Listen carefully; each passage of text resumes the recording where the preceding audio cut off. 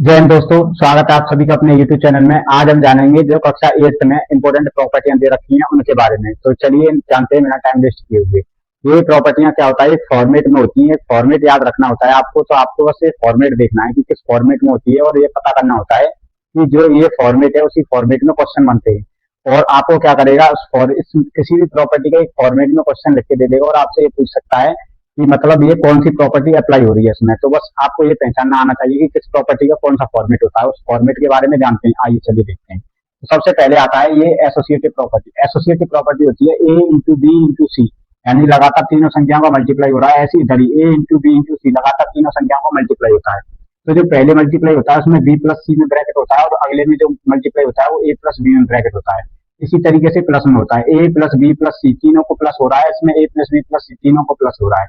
अब क्या होता है बी प्लस सी, यानी बी प्लस सी वाला, यानी लास्ट इसमें जो पहले वाले होता है ब्रैकेट से इक्वल वाले साइन से इधर वाले साइड में होता है जो बी प्लस ए में ब्रैकेट लगा होता है, और इक्वल वाले इधर साइड में ए प्लस बी वाले में ब्रैकेट लगा होता है। तो अगर इस तरीके का दो ही फॉर्मेट होते हैं इसके एसोसिएटिव प्रॉपर्टी, अगर दोनों में से किसी फॉर्मेट में कोई भी क्वेश्चन लिखा हुआ है तो आपको पता होना चाहिए कि कौन सी प्रॉपर्टी अप्लाई हो रही है उसमें, एसोसिएटिव प्रॉपर्टी।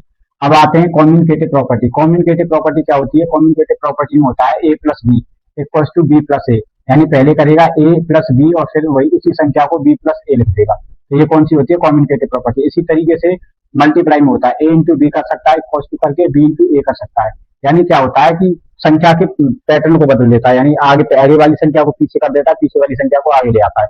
इस तरीके से कर रहा है, देखो ए प्लस बी हो रहा है फिर बी प्लस ए हो रहा है, इसमें क्या हो रहा है ए इंटू बी हो रहा है तो बी इंटू ए हो रहा है। तो इस तरीके का कोई फॉर्मेट मिल जाए क्वेश्चन तो आपको पता चल जाना चाहिए कि कम्युनिकेटिव प्रॉपर्टी होती है उसमें। ठीक है, आप आगे आते हैं next identity property. Identity property क्या होती है, अगर कोई संख्या दे रखी है, अगर उस संख्या में एक का मल्टीप्लाई हो रहा है तो आंसर वही संख्या आ जाती है, तो वो प्रॉपर्टी होती है आइडेंटिटी प्रॉपर्टी।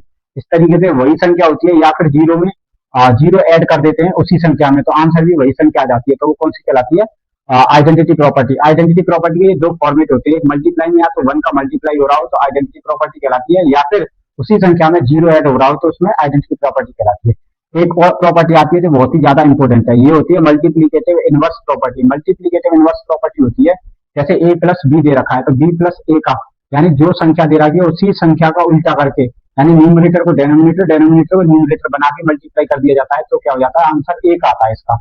इक्वल में आंसर कितना आ जाता है, एक आ जाता है। तो इस तरीके के फॉर्मेट को हम बोलते हैं मल्टीप्लीकेटिव इनवर्स प्रॉपर्टी। ये थे आपके महत्वपूर्ण प्रॉपर्टियां। आज के लिए इतना ही रखते हैं। जय हिंद, जय भारत।